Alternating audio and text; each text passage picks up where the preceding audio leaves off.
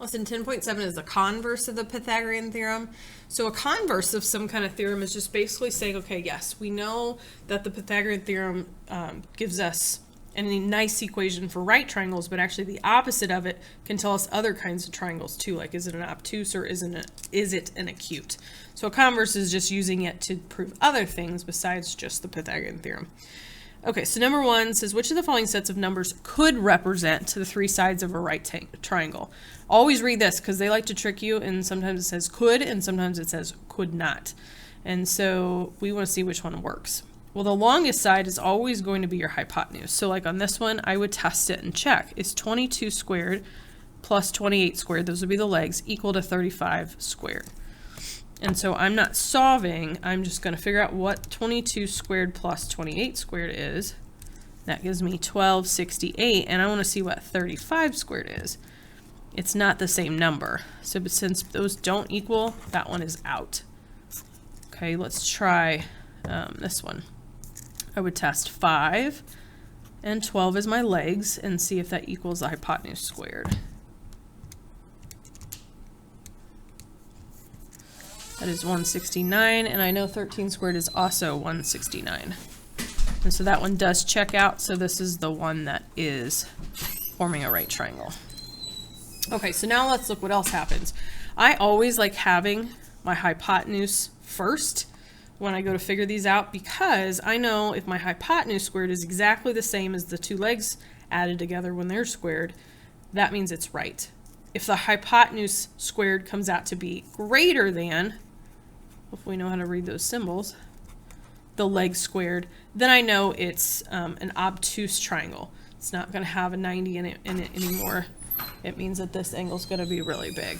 And so what's happening here is when I open this up and make this a wider angle, now this side across from this, which was really the hypotenuse, gets longer. So I like this picture how you can see when I open this angle up from a 90 to bigger, then it creates this a more open line here. It's got to be longer to reach. And then if my hypotenuse squared is less than the legs squared, so now saying I made this a smaller angle, so I bring these sides in, that now makes this opposite side be shorter. Okay, so let's try to use the Pythagorean theorem to determine if each triangle is right, acute, or obtuse. Number 1, your legs would be the two smaller numbers, and then this would be your hypotenuse. Let's put hypotenuse squared first, and then I'm going to just leave a little blank here because I don't know what it is yet, and then square the legs. Figure out what 55 squared is, 3025.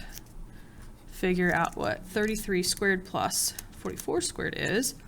That's also 3025. So because they're equal, the triangle is right because the square of the largest side is equal to the sum of the squares of the other two sides. Excuse me. All right, number 2, pick out your largest side. That's going to be your hypotenuse, or your largest side. And we're going to see what that is compared to the legs squared.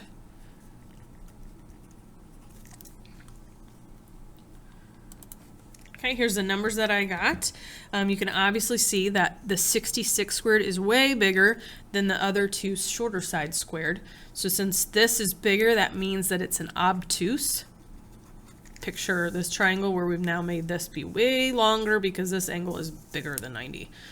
Because the square of the largest side is larger than. And these will all be drop-down menus on Delta Math. And then the last one, you can probably guess what it is, but let's try it real quick. 77 would be your largest side. Compare that to your legs squared.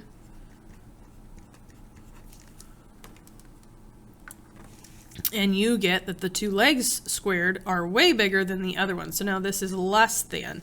And so that's like this acute triangle where this side, or these two are now way bigger, and this longer side now becomes shorter. So I shouldn't even really say it like that. Across from this angle, this becomes shorter when it's less than the other two sides squared. So this would become an acute triangle because the square of the largest side is less than the sum of the squares. So it always makes it easiest putting your hypotenuse first, and then if it's hypotenuse squared is less than, then it's acute. If it's hypotenuse is greater than, it's obtuse, and if it's exactly equal, that's easy, that's a right triangle.